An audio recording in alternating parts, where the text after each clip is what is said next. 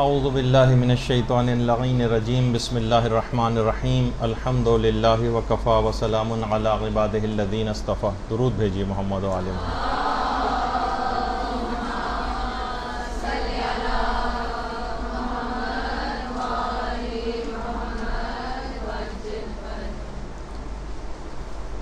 کہ اگر کسی کی عام طور پہ دیکھیے جو ہیجڑے وغیرہ ہوتے ہیں اور جن کو خنثی کہا جاتا ہے، یہی اگر گھر میں یہ بڑی اولاد میں شمار ہو رہے ہیں. دیکھیے یہ ضروری نہیں کہ سارے کے سارے یہ روڈوں پہ پھرتے آپ کو نظر آئیں. ان میں کتنی بڑی تعداد ہے کہ جو کہ گھروں کے اندر رہ رہی ہے لیکن کسی کو پتہ نہیں چلنے پاتا. مثلا اس میں سے کسی نے یہ بات پوچھی کہ وہ بڑی اولاد ہے تو باپ کی قضا نمازیں اور روزے کیا مجھے انجام دینے ہوں گے یا نہیں؟ اگرچہ اتنا پیش نہیں آتا ہے مسئلہ، لیکن جن لوگوں کے ساتھ بھی ہے تاکہ ایک چیز آ جائے تو ان لوگوں کا بھی بھلا ہو جائے جن کو کبھی ایڈریس کیا ہی نہیں جاتا. 2 منٹ کا مسئلہ ہے وہ بیان کر دیتے ہیں. دیکھیے خنثی کہتے ہیں جس کی جنس معلوم نہ ہو کہ مثلا مرد ہے یا عورت. اس کی بھی 2 اقسام شریعت نے کی ہیں. ایک کو کہتے ہیں خنثی مشکل اور ایک ہے خنثی غیر مشکل. غیر مشکل خنثی وہ ہوتا ہے کہ جو علامت و قرائن سے کسی ایک صنف مرد یا عورت میں شامل ہو سکتا ہو. کچھ ایسی علامات اور قرائن ہوتے ہیں کہ جس سے یہ کسی ایک صنف میں آپ شامل کر سکتی ہیں اس کو، یا تو یہ عورت کی صنف میں شامل ہو جائے گا یا مردوں کی صنف میں شامل ہو جائے گا اور وہی احکامات اس کے اوپر ہوں گے. مثلا صنف عورت میں اگر شامل ہو گیا علامات و قرائن سے، اگرچہ یہ خنثی ہے لیکن اس پر عورت کے احکامات جو ہے وہ لاگو ہوں گے سارے. اور اگر یہ علامات و قرائن سے مرد سمجھا جا رہا ہے تو یہ اس پہ مرد کے احکامات جو ہے وہ لاگو ہوں گے. اور ایک دوسرا ہوتا ہے جسے خنثی مشکل کہا جاتا ہے کہ اگر علامات و قرائن سے تعین نہ ہو سکے کہ یہ کس میں اس کو شامل کیا جائے تو اسے خنثی مشکل کہتے ہیں. ان کو تمام احتیاطی مسئلوں کے اوپر عمل کرنا پڑتا ہے. یعنی عورت اور مرد کے درمیان جو احتیاطی مسئلے ہیں، مثلا آپ کو پتہ ہے کہ عورت کبھی مرد کی نماز جماعت کی پیش امام نہیں بن سکتی، مردوں کی جماعت کی امامت عورت نہیں کر سکتی. اب اس کو احتیاطی مسئلے پہ عمل کرنا پڑے گا، یعنی یہ کبھی بھی مردوں کی جماعت کی امامت نہیں کر سکے گا مثلا.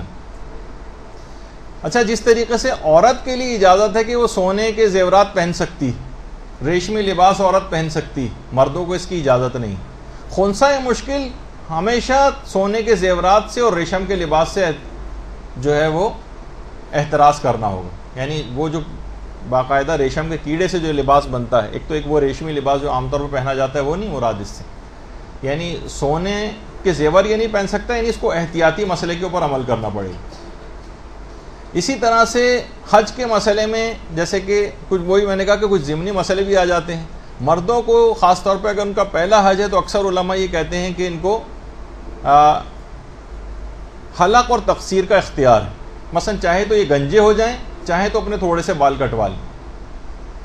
اگر خنثی مشکل حج کر رہا ہے تو اس کو ہمیشہ احتیاطی مسئلے پہ عمل کرنا پڑے گا، یعنی کبھی یہ گنجا نہیں ہو سکتا، یعنی اس کو تھوڑے سے بال ہی کٹوانے پڑیں گے. اسی طریقے سے نمازوں میں جو ظہر اثر تو آہستہ پڑھی جاتی ہے، مگر فجر مغرب اور عشاء مردوں کے لیے بلند آوازی سے پڑھنا، تو اس کو بلند آوازی سے پڑھنا پڑیں گے.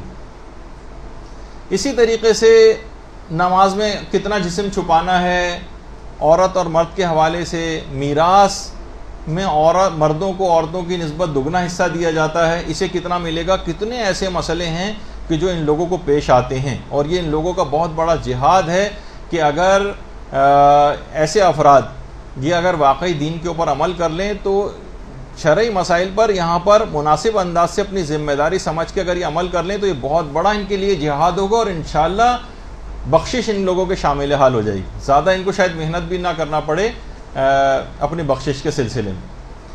تو بہرحال یہاں تک یہ مسئلہ ان ایسے افراد کا کہ جو بڑی اولاد ہیں اپنے والدین کی، تو یہ مسئلہ تو تمام فقہا کے نزدیک اتفاقی ہے کہ خنثی کے اوپر باپ چاہے وہ بڑی اولاد ہی کیوں نہ ہو تب بھی اپنے باپ کی قضا نمازیں اور روزے اس کے اوپر واجب نہیں ہوتے.